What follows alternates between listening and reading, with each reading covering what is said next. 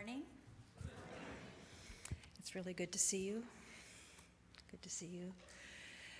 To know that we're moving forward in our community.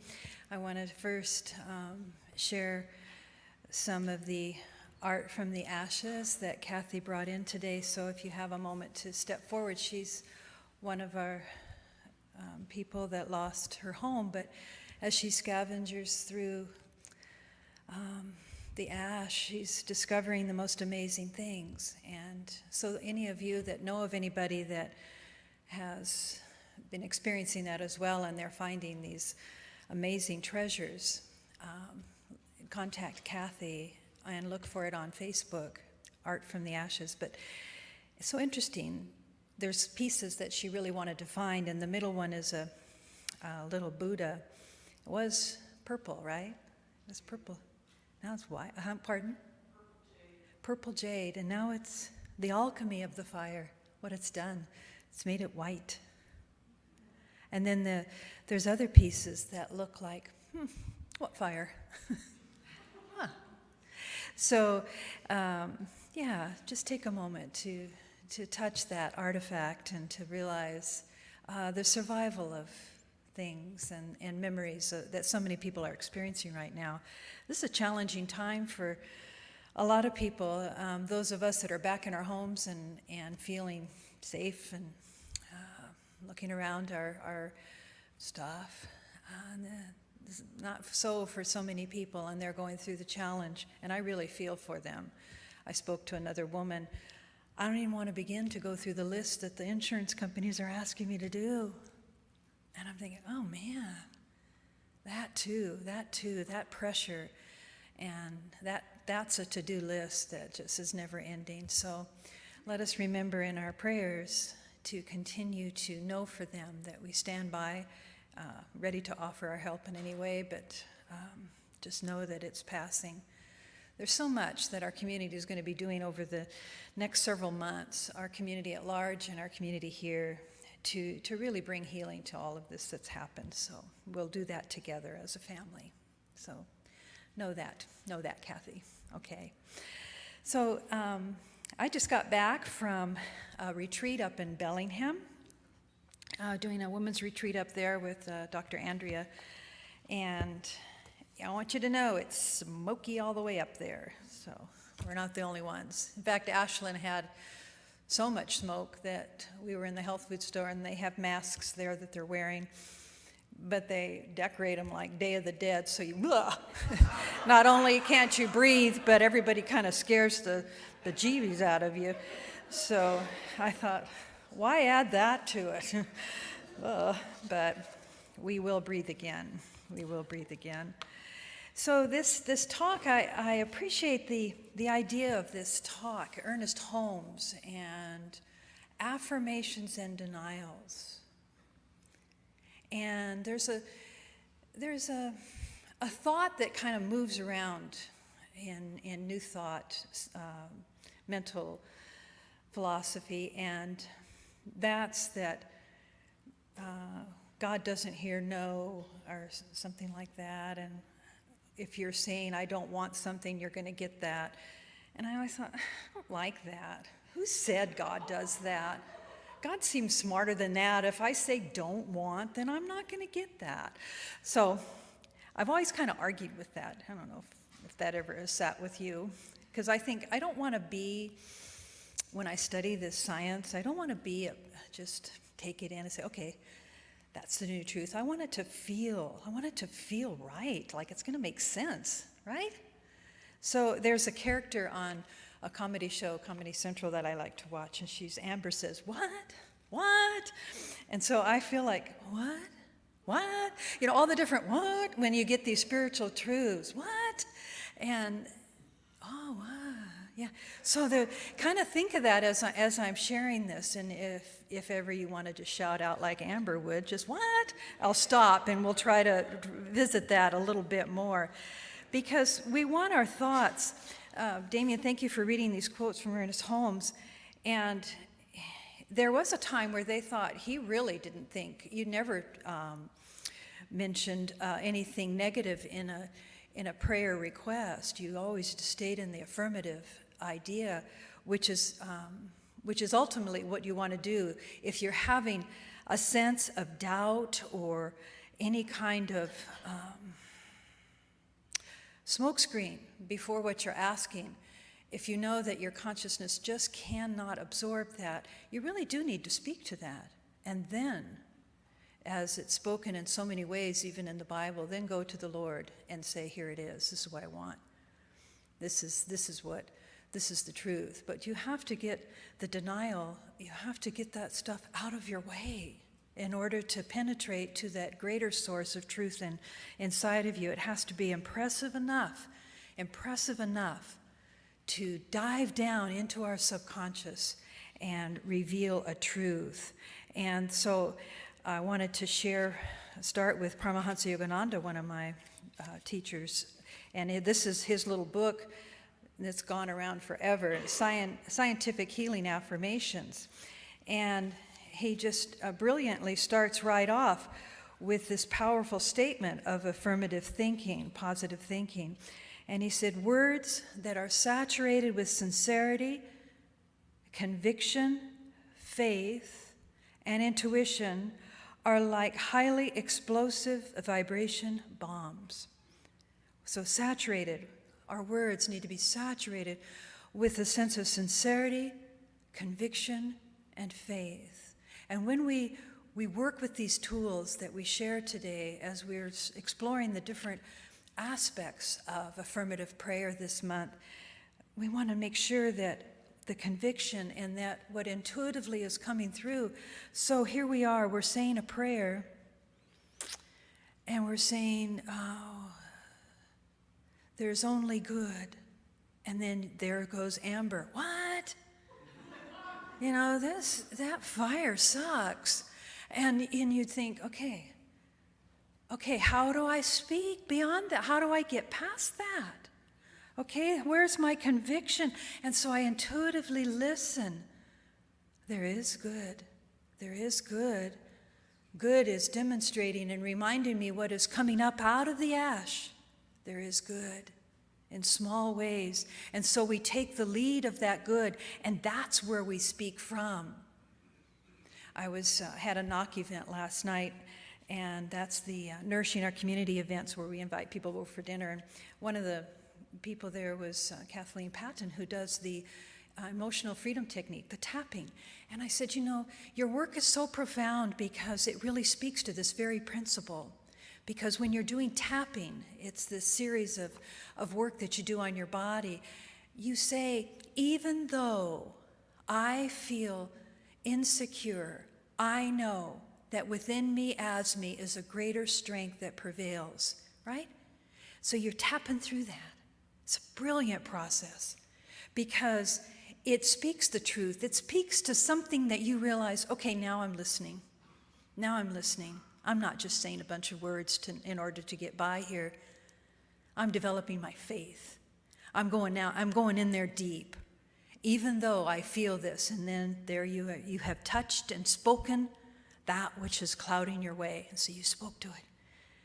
And then you can go beyond that. You can see what's beyond that. So Yogananda goes on to say, these vibrational bombs, which, when set off, shatter the rocks of difficulties and create the change desired. Avoid speaking any unpleasant words, even if true. Sincere words or affirmations repeated understandingly, with feeling, willingly, are sure to move the omnipresent cosmic vibratory force to render aid in your difficulty. Appeal to that power with infinite confidence. Cast out all doubt. See, he even mentions it there too. Cast out all doubt. How do you cast out all doubt? Look at it, name it, call it on itself, and then get thee behind me. You know, you have to face it. We have to touch that which is in our way. And so appeal to the power with infinite confidence, casting out all doubt. Otherwise, the arrow of your attention will be deflected from its mark. After you have sown the soil of cosmic consciousness, your vibratory prayer seed, Do not pluck it out frequently to see whether or not it has germinated. Give the divine force a chance to work uninterruptedly. And that's the hard part, to be really patient, right? And then he goes on to really explore the power of affirmation and some of the spiritual qualities of whispering it, speaking it aloud. And so it's a little treasure to have, and I recommend that book to all of you. But as we explore today, just looking at this concept to see, well, what's limiting us? Because one of the qualities that we need in dealing with demonstrating what we really desire, hope for, whatever is going on in your experience, whether it be your health, your wealth, your friendship, your love in your life, your creative expression, these areas of divine expression in our life, whatever we're really praying for, we're looking for harmony, right? Harmony. That's a key word here, and that's what denials and affirmations lead you towards, harmony. Harmony in the duality of this world. This is big. When I was reading this stuff, I just thought, okay, let me stop here. Let me stop here and remember this, because our world is so divided, isn't it? In the way we can look at things, black and white, yes and no, this is right, this is wrong. That's duality. And how do we find harmony in duality? And that through this practice of affirmative prayer, we take the stepping stones towards the unified field of that greater cosmic consciousness. Now, we speak of the God consciousness. We speak of that. That dwells within us as us. There's that soul force that we speak of. That's our direction. That's the direction of our prayer. That's where we're going. But in our subconscious, planted deep in our experience, and all the science is pointing to this now, is that vibratory field that has set up territory inside of us that we need to break through. We need to have it revealed to us. It's buried. And so it'll show up in dreams, perhaps. It'll show up in your journaling. It'll show up when you take classes and you explore, and it gets poked and prodded a little bit, and then all of a sudden it shows itself. It has to show itself in order to be revealed and released. So thoughts and beliefs, we know, we understand this in this science of mind teaching, create our experience. If we doubt, then we must dig in deeper to find the seeds of that doubt. We find that belief, and then we argue with the realization that we are claiming in our power, in our prayer. We let the beliefs and the false beliefs that lie unattended, we allow them to reveal themselves. And what manifests then, by law, it is done unto you as you believe. When we can really get into that purity of thinking, it is done unto us as we believe. It is where we put our feelings, our heart center, as we allow ourselves to not bypass the little places inside of us that are stuck. We want to tend to those, find harmony. There's something that Yogananda said, otherwise your prayers are just like the husk of a corn with no corn inside. So you've not really had the true seeds of what you're trying to create and birth inside of yourself. You're just kind of on the surface, and you need to peel all that back and find your way. So Ernest Holmes, the argumentative form of prayer is where denial will precede your affirmation. And it can release your doubts from consciousness and empower the outcome. And it empowers the one who speaks that prayer, doesn't it? By really knowing, okay, I am feeling this way. If I'm saying, I am confident and I am strong, and then there's the amber voice, say, what? You're really tired. You had that knock event. Your toe hurts. And and it's like there's all this other stuff that's in my way. And I have to dive deeper beyond that smoke screen. We have to look beyond the smoky skies to realize there are heavens above that are clear and bright and pure, that there's change happening. There's an alchemy that's happening in our planet. It's happening. We're a part of that process. So even though the skies are smoky, I know I take a deeper breath into the divine consciousness, into that pool of absolute knowing, of absolute grace. Emma Curtis, one of the founding teachers, Emma Curtis Hopkins, of this philosophy, she says, I will tell you that between you and your good, she names God as good. So remember that. If I mention the word God to you and it's just like, well, not my word, place your word there, your mystery, your good, your nature, your all in all, your beloved, your source, your father, your mother, your divine, whatever your words are, but between you and that, you and your good, which belongs to you and which you ought to have, is your idea of the absence of that good. That all? What does that mean? And so there's where the denial comes in, where you have to start to really work these tools. So back to that quote that Damien said, all argumentative statements merely conduct the mind of the one praying to a place where he believes what he is saying. You have to believe what you're saying. Okay? And I'm going to point to some things here that might make you squirm in a little bit, because you might think, I'm doing pretty good right here now, because she's not touching any of my stuff just yet. I'll get there. What? There you go. That's right on. Thank you, Amber. Amber energy in here. What? So, there's one of the ladies at the retreat, they talk about denial.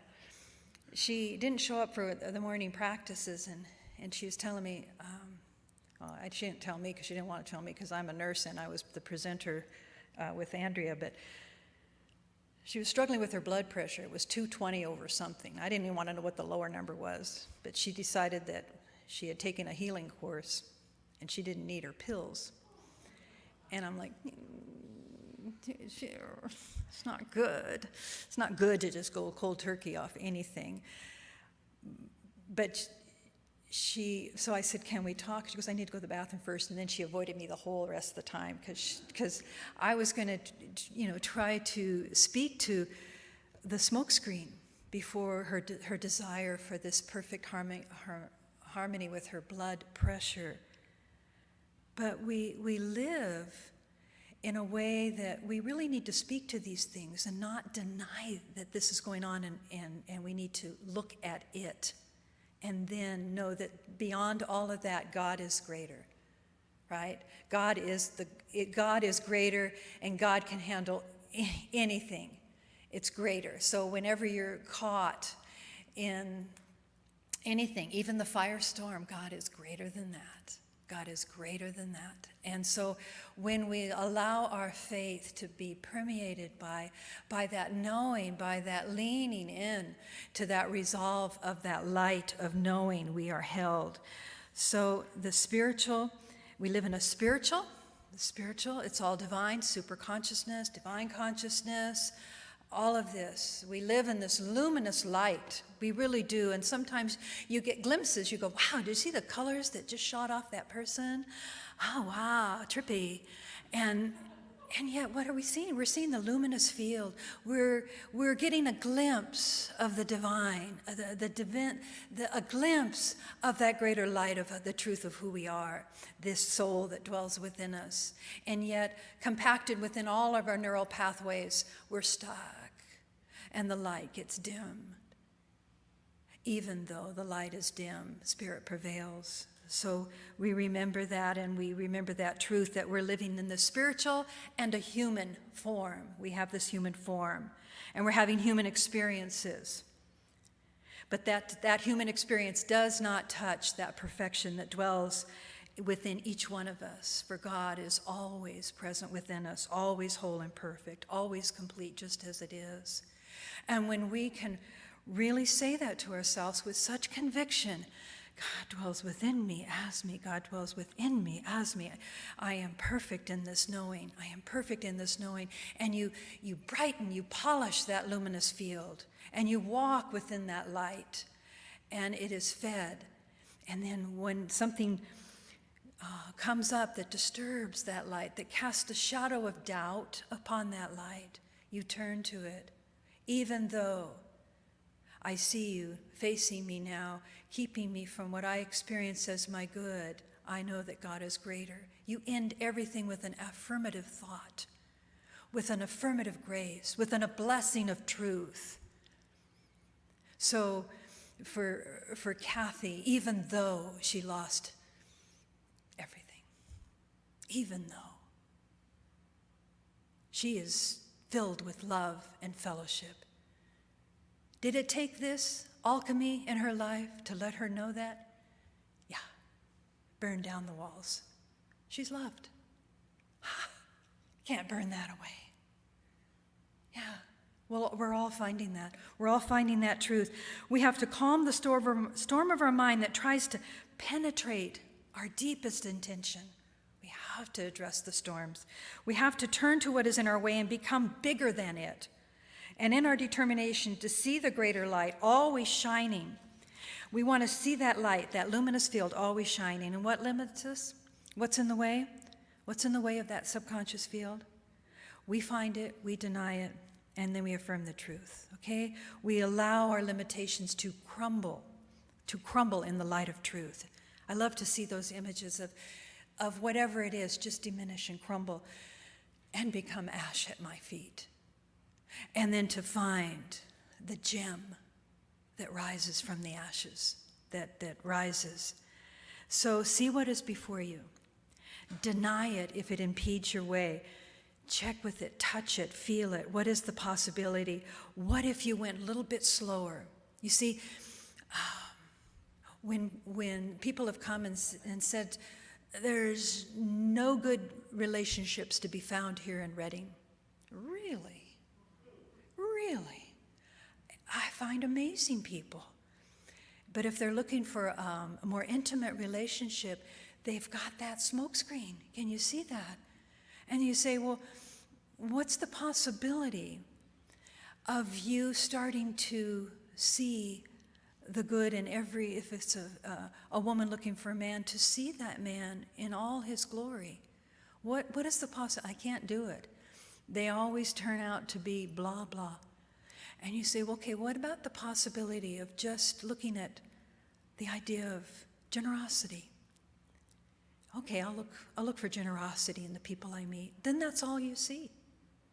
You see the possibility of that. You see what you can absorb. You say, okay, I can do that. I can do that. And so you end that with a sense of a firmness and possibilities. So that possibilities allows you to go a little bit slower.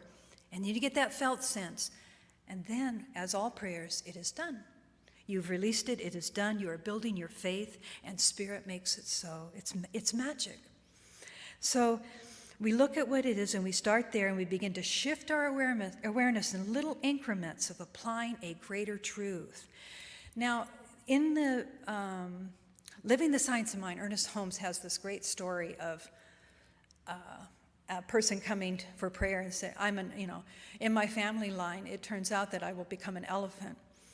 And totally like, what? And so Ernest Holmes saying, no, that can't possibly happen. Now, he tells this story about being the elephant, and it's ridiculous because we can think, that's so not true. But you put any one of your problems, take the elephant name away and put any one of your problems in there. No, wait. Heart disease runs in my family, so I'm going to just end up with it. What? And as a nurse, that's a hard one for me to say because I'm fed that science all the time.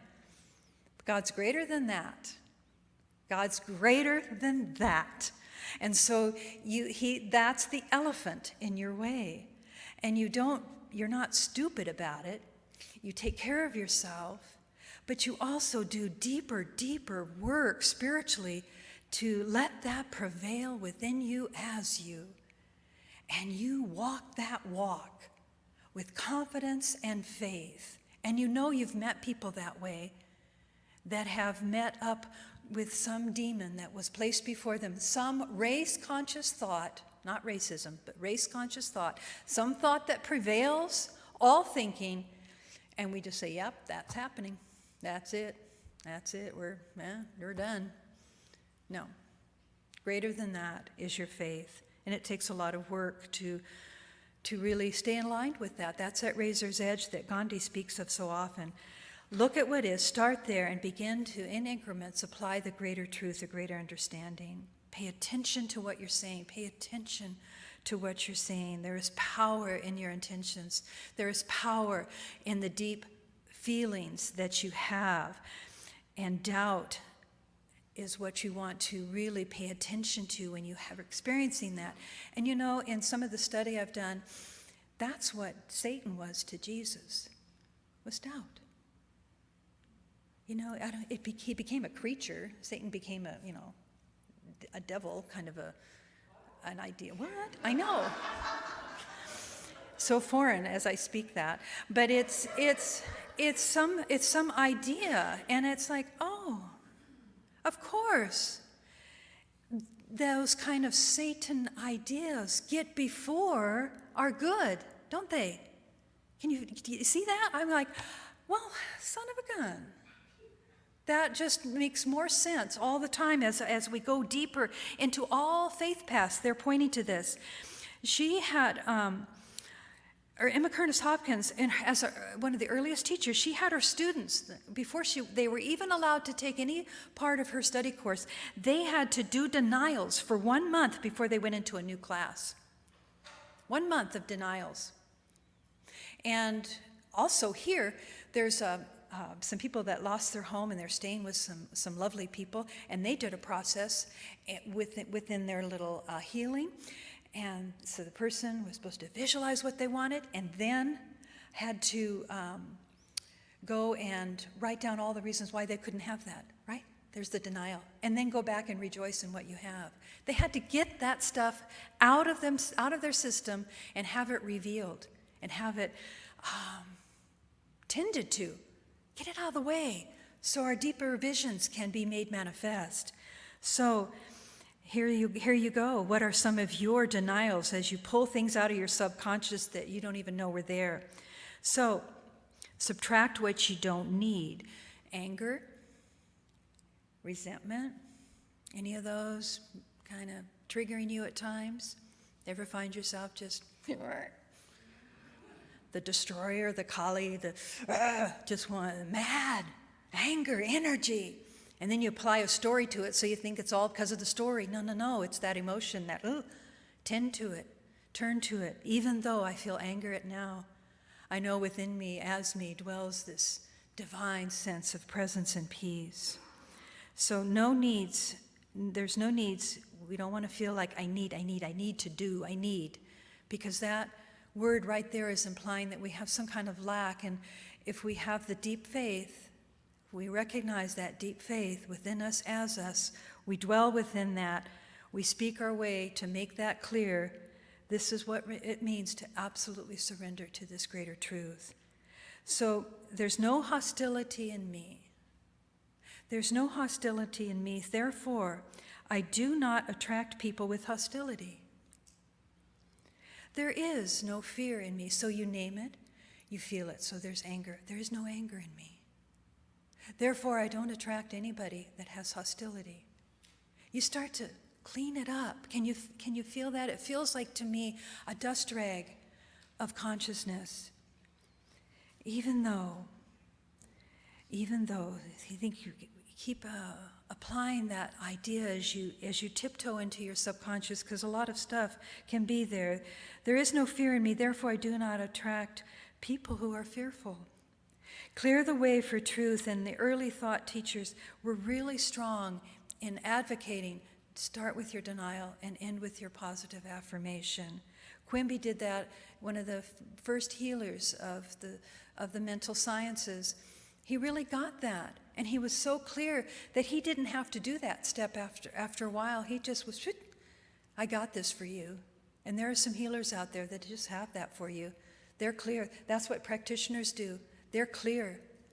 You can bring forth your doubts and your insecurities. We hold it gently, but we pierce through it because the divine presence within you as you is much stronger. Ernest Holmes says if you're building a house, you have to clear the land first. You have to clear the land first. So what is in your subconscious? And what comes up for you now? What comes up for you now when I say just something simple like, close your eyes, close your eyes, something simple like that, close your eyes. And then you say, I'm not afraid. I'm not afraid. What comes up? What starts to bubble up?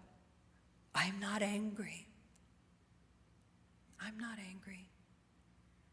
A story comes. You were just a moment ago. Remember, just listen deeply, dissect it out. I'm not poor. I'm not sick. I'm not insecure. I do not believe in suffering. Think of that. I do not believe in suffering. And then we look into our world and we see tears. Even though the world is crying, I believe that God's love embraces all that there is and holds me and all that appears to be suffering. And our heart breaks open. I do not believe in poverty. I do not believe in poverty. And yet, as I look at the wisdom and the intelligence within me and the playback of sorrow and lack that I have witnessed, even though I recognize the abundance of the divine, I understand and welcome this divine abundance to pour upon all people. All people are cared for by this divine intelligence, by this divine grace. I do not believe in struggle. I do not accept limitation of any kind. I do not accept other people's negative beliefs. I do not accept lack in any area of my life. The spiritual practice, these are the denials. These are the denials that you pour through. You can journal them. You can stop in your footsteps to say, I see this as being revealed to me. I am awake. I am awake to the divine playing through me as an instrument of this truth. I see this now. I see my way. Even though I have witnessed and had testimony to this form of suffering, I look deeper into it to recognize that there is a divine source rooted at the very base. We begin to wash our mind clean of the mistaken beliefs of a lifetime. So you can see why spiritual practice is a daily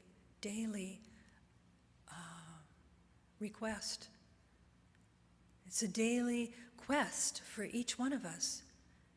It's a moment-by-moment quest because our mind is constantly engaged. But within our mind is the divine mind. Within the divine mind is the cosmic intelligence. That's which is even greater than that can't even be named. When we align ourselves with that, when we become a conduit of that, can you feel the grace? Can you feel the inner sanctuary of your whole heart just open to that truth? We recognize that as we allow our mind to be washed clean, we're not going to allow any more emotional energy to feed that, because the emotional energy will only allow it to root itself deeper. We are plucking the gardens of our subconscious. We are plucking so carefully for our world, for the generations to come. This isn't just about us here. not any longer. This air that we breathe, we're taking some of it in to help clear it, believe it or not. But there's an intelligence within our body that's helping us to work through that. We're such an integral part, each to the other, and then individually, such spiritual warriors on the planet right now. It's an awesome time. It's an awesome time to be together, to love one another, and to really be the one that makes the change. When you see those signs around, be the change. You are that. You are that as you establish yourself in these prayers. So I just wanted to remind you that the affirmation is to affirm. These are from the glossary of the Science of Mind text. To affirm anything is to state that it is so. To affirm anything, it is so. And to maintain this as being true in the face of all evidence to the contrary, human thought can only affirm, for even at the moment of denial, it is affirming the presence of that which it denies. Repeating an affirmation is leading the mind to that state of consciousness where it accepts that which it wishes to believe. Yeah, the affirmation, I will, I am. And the I am, the quote of I am on all the scriptures, I am that, I am that, I am that. And that will prove to be true, and it'll carry you into the power and the strength, and you'll be grounded. You'll be grounded in the depth of your being. You'll feel the soul force within you. I am that I am. And you feel that strength, and you feel that power, and you have the courage. And you step into that courage, and you walk your walk, and your talk matches your walk, and you become this divine instrument. It's what the world is calling us to do. And now the denial, in his words, is the mental act of knowing that any negative condition need not be. Denial will clear the way for a realization of truth. It is wiping out the wrong reasoning. It is clearing the ground, dredging up the mental challenge, preparing the building of positive constructive affirmation. Do not stop with denial. Do not stop there. Remember, it's only the first step. Deny the false and affirm the real. Deny the false and affirm the real. I am that I am. What follows that? What follows that? That only your heart knows. Only your heart knows. And what that will demonstrate to you is truth. So, lots to think about. Lots to think about.